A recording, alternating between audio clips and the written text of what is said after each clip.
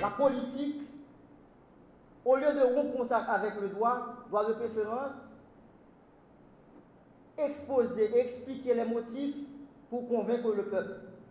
La pratique, toujours selon Emmanuel Kant, la pratique de la raison d'État permet de rompre l'illégalité existée entre le peuple et le public des citoyens. Entre le public des citoyens et l'État et les dirigeants.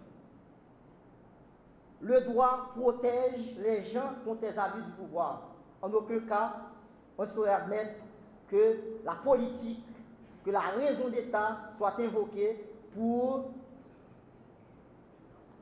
supprimer, ou du moins pour suspendre l'application du droit. Et vous avez Pierre Legendre dans un éminent article publié dans Encyclopédia Universalis. Pierre Legendre est plus critique. Il nous dit que la raison d'État, c'est une fausse raison inventée par les dirigeants politiques pour violer les droits humains. Ce pouvoir judiciaire n'est pas seulement là comme le président de mon ami, mon contradicteur, pour sanctionner, mais c'est un pouvoir qui a pour obligation d'appliquer la règle de droit. Autrement dit, de régler les différends entre les citoyens. Donc, la justice comme pouvoir n'est pas là pour sanctionner, mais là pour trancher. Ce qui implique quoi?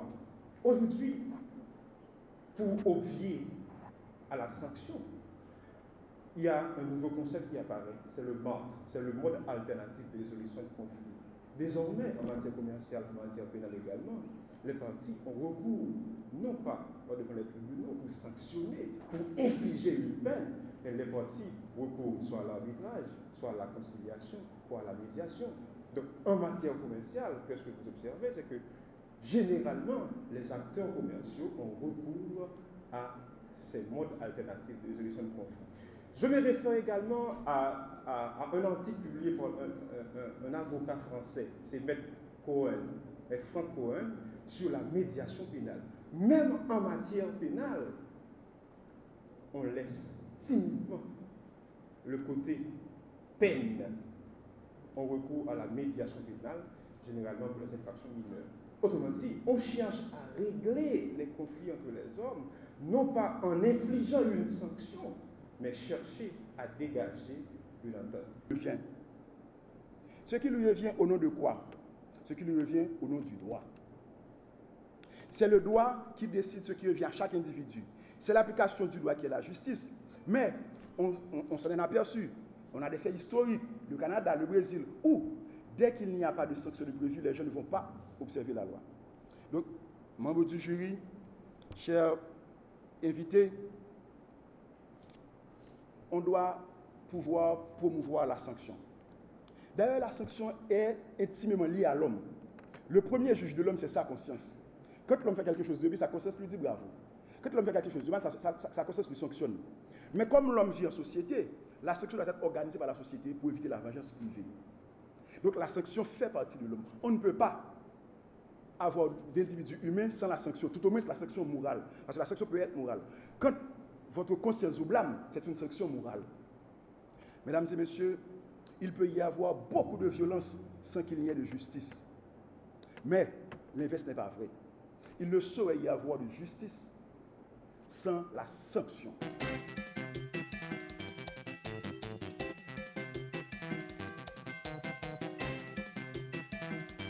Le concours de plaidoirie que nous organisons dans le barreau de Port-au-Prince, c'est une activité que nous organisons chaque année.